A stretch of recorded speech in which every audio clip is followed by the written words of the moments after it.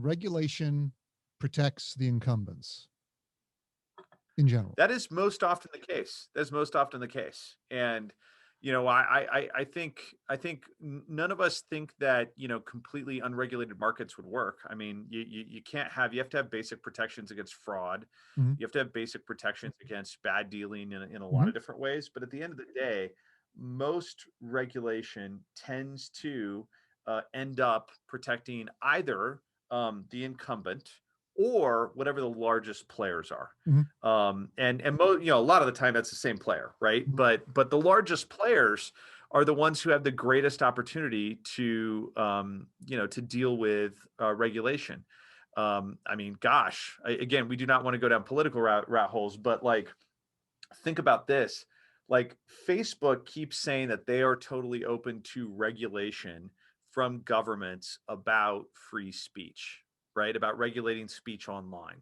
Sure. I understand why they are, because that would be a massive moat. If you as a social network cannot, for example, get hosting services or internet backbone services, if you do not provide that kind of moderation of content, okay?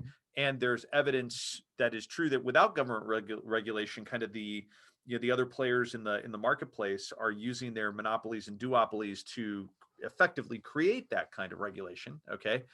But Facebook becomes the only company that can afford to comply.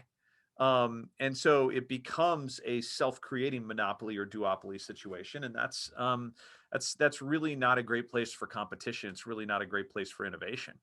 I think I always find it interesting, go back and read, and I don't say this, I think he's one of the more brilliant thinkers of our time, but like Peter Thiel wrote the book 0 to 1 and talks about the fact that like competition is not a good thing for businesses. Okay. And you sit back and you go, what?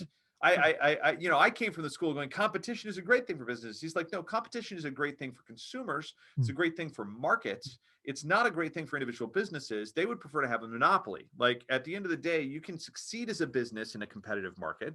And I've never been in anything but a competitive market. Okay. Mm-hmm. But like, what businesses really prefer are monopolistic markets, because they have massive pricing power and they can control the marketplace. So yeah, a Facebook is definitely sitting there as the massive incumbent who also happens to be the largest player, sitting there going, yeah, I'll take regulation all the day long because it creates a monopoly and it keeps all my competitors out of the market.